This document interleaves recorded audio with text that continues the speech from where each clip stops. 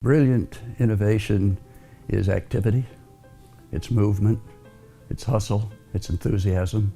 It's actually doing things substantially with your hands. It's actually measuring the strength. It's actually observing the expert to do the strange chemical test. It's all of that, and anything that interferes with that, anything that cuts the speed that you do things, destroys innovation. We were established to pursue innovation. Bill Gore was sort of an innovation, I'll call him an innovation nut. In the private life, he was innovating all of the time.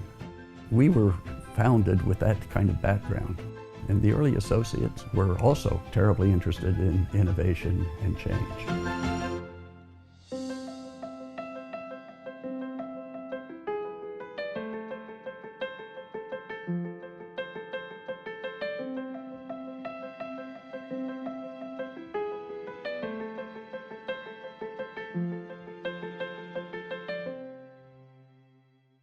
What was happening in the enterprise that led you to be actually working on trying to make PTFE that had porosity? We were at a point where we were looking for something new, and we had a person from the industry, John Crow, who came in with a great idea for us getting into the thread sealant business. And so we made tape that was suitable for thread sealant, but he wanted to make a less expensive tape, and so he had an idea that if we stretch the tape, in this particular case, it would look essentially the same as unstretched tape. In other words, it didn't get narrower, it didn't get thinner, but it got porous. He thought that it would be just as good as the original tape, but we'd save a lot of material costs because we could stretch it, sell it for the same price, and there would be less PTFE, which is pretty expensive. So he got me to start to do some experiments, and he actually started to take orders in the industry for this new PTFE thread sealant tape. So orders were taken, but there was no product, is my understanding. Well, we made some product, and he had some samples, but when he took the orders, he took it for large quantity. And so when we started to try to manufacture it in large quantity, when it would stretch, sometimes it would break, and so we had a very big production problem. We couldn't fill the order. What was your approach to moving forward? What were you thinking you would do? Well, first of all, you're talking about me, but it was quite a gang of people, perhaps, 20, 30 people that were engaged in trying to fill this order. And we weren't having much luck. We bought a new machine that supposedly would help us make the order. And so we were trying to get it to work. It isn't just equipment. You've got too many people around. So you've got some people having this idea, some people having that idea. Everybody had ideas, but we didn't figure out what was really making things work and not work.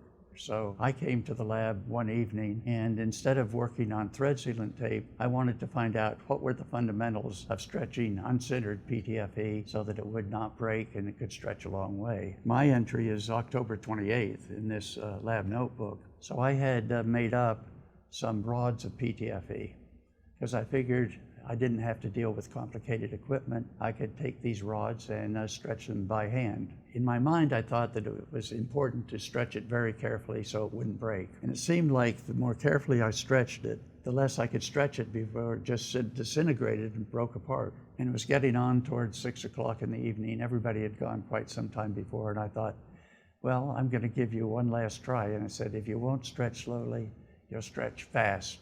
And I took the rod out of the oven and I gave it a jerk and stretched the whole length of my arms. And I was totally stunned. I couldn't believe it. Well, nobody was in the plant at that time. Everybody had gone home. So I just left everything as it was and I went on home. I didn't really talk to anybody about it. But I came back early in the morning and I redid the stretch experiment. And again, I could repeat it. It ended up that a very fast jerk, a very fast stretch allowed this to be stretched, not 100%, not even 200%, but maybe 500%, 1,000%.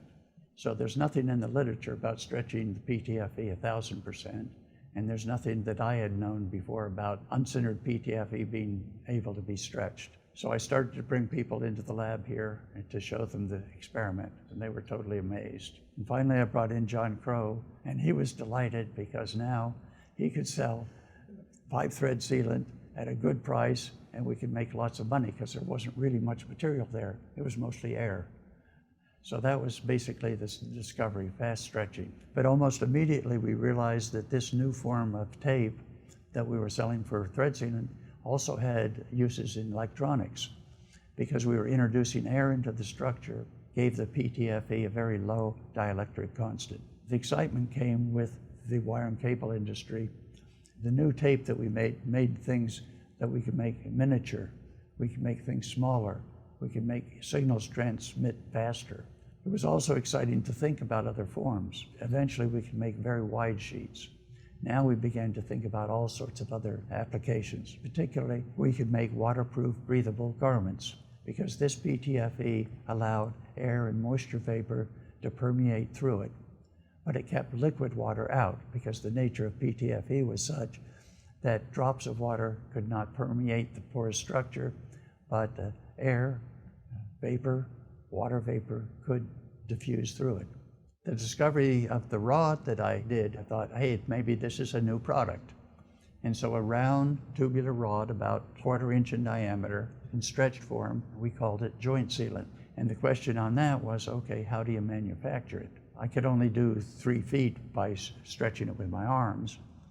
But some of the people in production discovered that if 2 bit persons took one end of the rod and ran in opposite directions, they could stretch it much, much further. So they could run 20 feet apart, and it made a very puffy, soft kind of form in the stretched form. And we discovered that you could seal certain kinds of flat plates and things like that with this joint sealant. So this was a whole new product for us.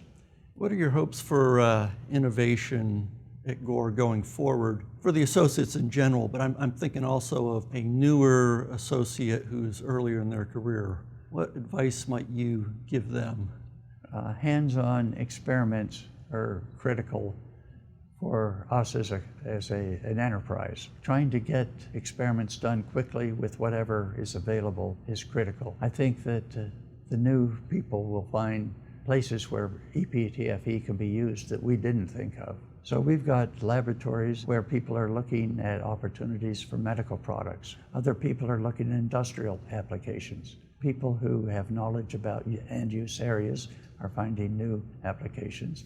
So it's very exciting. In the coming 50 years, what do you hope will happen at Gore in the way of innovation? Well, you know, when you say 50 years, it seems like such a long time. And yet it's been 50 years that we've been dealing with expanded PTFE. And that seems such a short time. You're always thinking that tomorrow will be the day, tomorrow will be the day that another experiment, another new technology, something is going to happen. So my hopes are not for 50 years, my hopes are for a much shorter term than that. I think that expanded PTFE still has lots of end-use applications, and I'm thinking that probably in the next year, some exciting things are going to happen. I couldn't be more excited about what an impact we can make on the world. We can take on bigger projects. We can make bigger changes. We can affect the world in a bigger way. And we want it to be in a positive way.